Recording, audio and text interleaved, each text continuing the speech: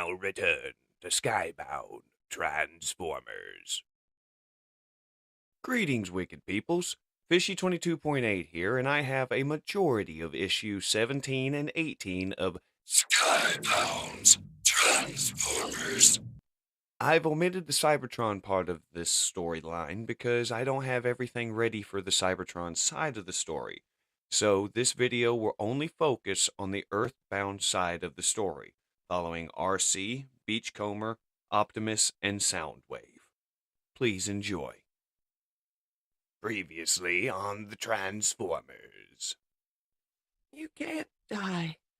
I can feel my gears slowing, RC. My spark is giving way. It is my time. That's right. Give me your best shot. As Shockwave turns to Soundwave. Soundwave? What is that? Some sort of portal. Welcome back to the war, Optimus Prime. I finally see your old self returning. I'm sorry, Ilita. Don't abandon us again! Oh, if this is the end of my spark, then I thank the Primes that this is my last sight. I know, Optimus. This place reveals new beauties every moment. Beachcomber corpse as he's riding his surfboard trying to catch up to Optimus. Beachcomber? Gliding through the skies in his search for Megatron, Laserbeak approaches a cave, only to hear a familiar voice greet him. My old friend, but thanks to your temporary sacrifice, I can now see. As Megatron stands up with Laserbeak perched upon his shoulder, Laserbeak's head turning in unison with Megatron so the tyrant can see. Now guide me to my warriors. We now return to the Transformers. I've got a reading, RC. Energon levels spiking north of us. Roger that, Beachcomber. Looks like we're gonna have to keep going. You sure you want to go along with this? RC questions Carly, who just leans back and looks out the window and says, "Let's find this Magnus guy already." Sometime later in the San Juan Islands, Spike and Carly are having a blast as Beachcomber and RC use a surfing technique to go upriver. As Spike asks, "Are you sure it's this way?" Beachcomber responds, We found his tracks going into the water, didn't we? And his Energon readings are only getting stronger. I've been meaning to tell you, Beachcomber. Thank you for helping me search for Magnus. You're welcome, RC. But honestly, finding an old friend instead of fighting the Decepticons is a trade I'd take any day. At least this way I can be useful. In a good way. What is it that changed you, Beachcomber? questions RC. Why won't you fight? As Beachcomber starts fading away behind his cool sun visor. That day on the Ark, when the Decepticons attacked us, before we hit Earth, I remember. As Beachcomber starts having a flashback to that fateful day, Beachcomber starts describing the carnage and chaos upon the Ark. But through all of this carnage, through the hole in the hull where the Decepticons started their invasion, he saw something that made this war seem so meaningless. He saw galaxies, stars, life out there, beyond the hole in the hull. And after seeing this, he just couldn't take any more of the conflict. Fighting only happens when we choose to. As RC responds, But, Beachcomber, what if there is no choice? What if it's either fight or die? as Carly screams at the top of her lungs to look out when a rocket explodes near them, sending both the humans into the water, where RC tries to save them. As Beachcomber crawls ashore questioning what happened, he gets blasted by another explosion, followed by several more blasts from Ultra Magnus, where RC starts screaming at him. Magnus, it's me! Stop! RC? I'm sorry. I couldn't see. I had lost myself building my fortress. I was only trying to keep myself safe. As Ultra Magnus fully emerges from his wooden fortress of defense. A short time later, Ultra Magnus and RC are staring up at Earth's moon. This view, it's so clear, like we're back on Cybertron again, looking up at the great beyond. Those were the days. The future seemed so bright. But now all I see is the unknown, the vastness, the dark. Shockwave ruined it all. The Autobot Supreme Commander tells RC. But he's gone now. He can't hurt us anymore. Prime made sure of it. It's too late, RC. Shockwave taught me the depths of what one Cybertronian can do to another. How can I believe in anything anymore? Placing a hand reassuredly on Ultra Magnus, RC says, You can't let what has happened in the past dictate what is to come, my friend. That's easy for you to say. when Carly cuts in, telling Ultra Magnus it's not actually. Spike and her lost their dads, their home, and everything they thought they knew about the world is now destroyed. Ultra Magnus is a huge metal man with big metal guns, and she is small and squishy. But inside they are both the same, scarred, damaged, but can move on and not fall into a pit of despair. She tells him, "You are not alone, Ultra Magnus." The city commander starts to respond to Carly, telling her that she's right when his attention is suddenly grabbed from something out in the woods, leveling his big-ass cannon at a bunch of U.S. military who were sneaking up upon his fortress in the woods. Ultra Magnus opens fire upon the humans as RC tries to stop him. Magnus! Those are humans! They don't know what they're doing! Magnus! Stop! Stop! As Beachcomber is able to shield Spike from all the incoming fire, Carly is hit by a tranquilizer dart. RC runs to catch Carly to prevent her from hurting herself as she falls. As Ultra Magnus turns to face the helicopter flying around, he screams, "They're attacking us! They're going to enslave us!" But he does not see the helicopter, he sees Shockwave. He takes a mighty swing, destroying the helicopter in one fell swoop, much to the horror of RC. Enough with the child's play. We're going to Code Red. Light 'em up! The remaining aircraft unleash a volley of rockets. As Beachcomber transforms so Spike can climb in, RC grabs a hold of Carly and they make a break for it. As the missiles hit the ground, it sends all of the Autobots and humans flying in various directions. The military swoops in and starts picking up survivors from the area. They realize Carly is still alive and breathing, sit her on a stretcher, and take off with her. As RC stands up, she stares in horror as several helicopters fly off with Ultra Magnus. Elsewhere on Earth, after fleeing the Battle of the Dam between the Decepticon combiners, Thundercracker screams towards the Autobot Ark. As he transforms, he yells, "I'm coming, brother!" The Blue Seeker comes to a screeching halt inside the Autobot base. "Skywarp, are you here? Is anyone here?" The Blue Seeker looks around when he hears a noise. Investigating the sound of the noise, he sees Skywarp built into the wall of Teletran 1. "Skywarp! Thunder? It's me! I'm here, brother! I'm gonna get you out of here!" He yells as he starts pulling at wires connecting Skywarp to Teletran. No. Skywarp starts screaming in pain, trying to get Thundercracker to stop. Removal means death. "You're stuck here." Thundercracker puts two and two together as he takes a step or two back. "Very well. I will find another way to free you from this awful prison." As the Earthbound Autobots start to regroup, Well, Jack, what do we have? More bad news, I'm afraid. It looks like Bruticus is moving north, towards a large human population. I believe it's called Seattle. Then you know what to do, Autobots. Prepare to... Optimus, wait. What happened at the dam?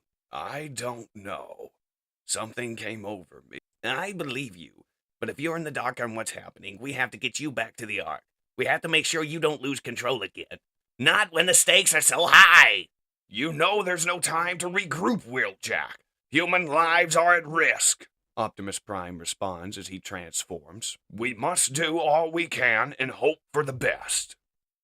In Seattle, Washington. Hurry, Decepticons! The race for the John is won! We must win! Starscream screams from Astro Train as Bruticus starts slandering through Seattle like Godzilla. Humans have their ways of gathering energy, insufficient as it may be, and Soundwave is trying to claim it for himself! As part of one of Seattle's landmarks comes flying at Bruticus, taking him down to the ground. As Astro Train flies over towards Devastator, Starscream starts yelling. Bruticus! No matter. You think you have what it takes to defeat us, Soundwave? Hanging off the edge of Devastator, Soundwave just responds. Actually, yes.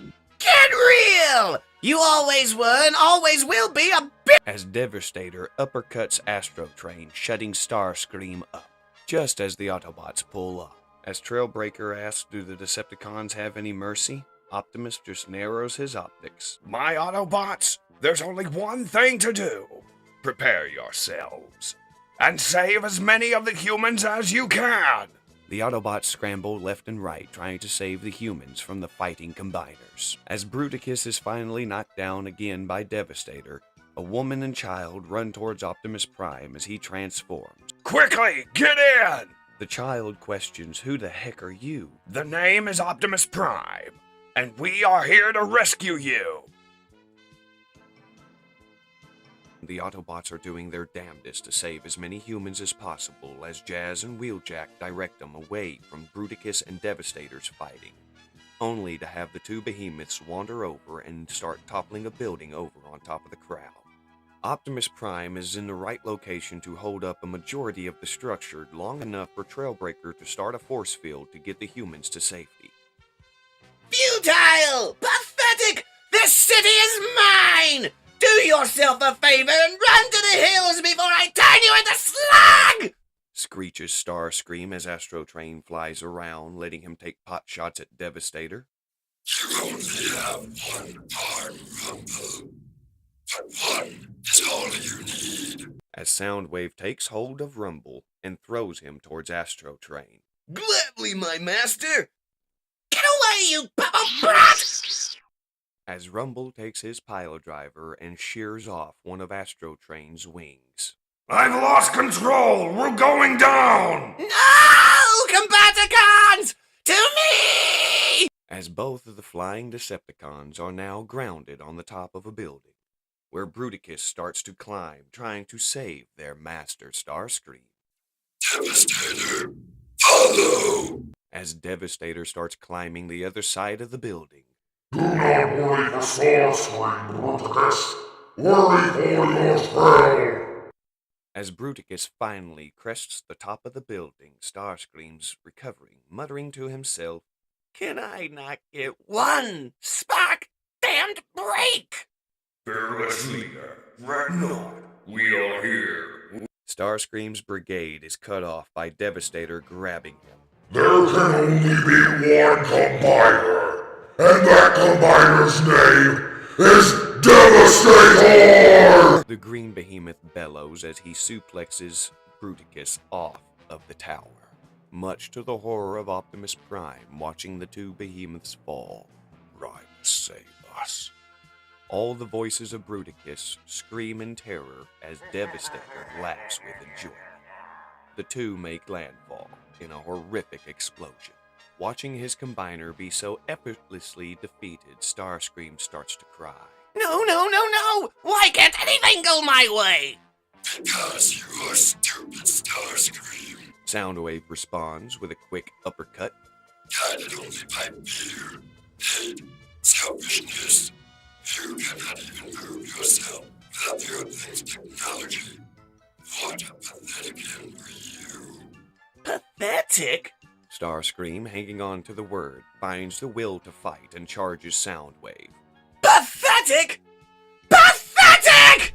Starscream shrieks as he grabs a hold of Soundwave's chest, ripping off the door, throwing it aside. Look who is talking! At least I'm not the one obsessed with their tape collection! He continues to shriek as he grabs Ravage and throws him away, just as he did the chest of Soundwave. Ravage lands at the feet of a very familiar figure. Starscream! Soundwave! Enough! Megatron! Hold it! Be silent! Megatron spits at Starscream as he struts over to Soundwave. Megatron! The Decepticon leader looks down at Ravage's corpse, picks it up, and holds it over his spark chamber, reanimating Ravage, as Ravage starts nuzzling Laserbeak and Megatron. What a good soldier you are, small thing. And what a faithful servant your father is. As Ravage runs down Megatron's arm and into the arms of Soundwave. My master. Rousing Astrotrain as he transforms back into robot mode, Starscream tells him to quickly get me away from here. Astrotrain just grinds his teeth at the image of Megatron. No! Get up, Soundwave! There is much work to be done! At street level, Optimus Prime and his Autobots look up at the top of the building in absolute horror. Autobots! Retreat! As he lays his optics upon the most horrific sight he could imagine on this planet, the worst case scenario for life on Earth, the return of Megatron.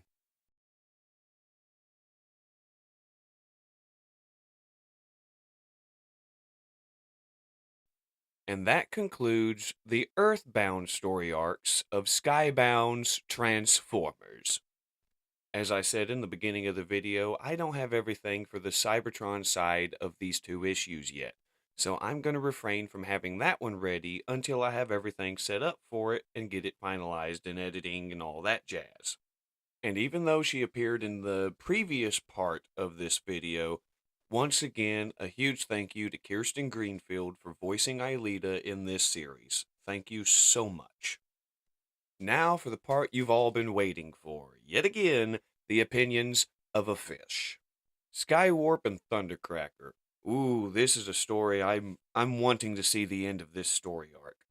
Now that Thundercracker knows the truth of what happened to Skywarp, and that Skywarp can't be removed by brute force, I wonder how he's going to take the news that the one Autobot that possibly could truly try to save Skywarp is now dead at the hands of Shockwave, who is now dead at the hands of Optimus Prime.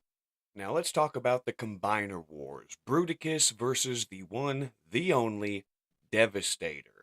I'm pretty sure Devastator came out on top of this one. I think one or two of the Combaticons will be functioning, but Bruticus as a Combiner is no more. There is now only one Combiner at this moment, and it is Devastator. And if two giant Combiners fighting through a city, causing all sort of collateral damage, while the Decepticons have infighting, also causing collateral damage, and a chunk of another planet landing on ours and stuck in the middle of the Pacific Ocean, if that wasn't bad enough, the worst case scenario for our world has now indeed happened. And that is the return of Megatron. The rightful ruler of the Decepticons! And with the way this issue ended, with all the Decepticons on the rooftop, Astrotrain has the perfect position to charge Megatron and take him off of that rooftop. I think that's how issue 19 is going to start off, is Astrotrain charging Megatron or attacking him in some fashion, only to either be put in his place and become a loyal servant again, or be annihilated as a show of force to show that Megatron's not screwing around. There will be no second chances, which will also continue Starscream's run of bad luck, because good luck at this point would be a quick death by Megatron. But no, he knows how much it's more of a torturous existence to be under Megatron's thumb.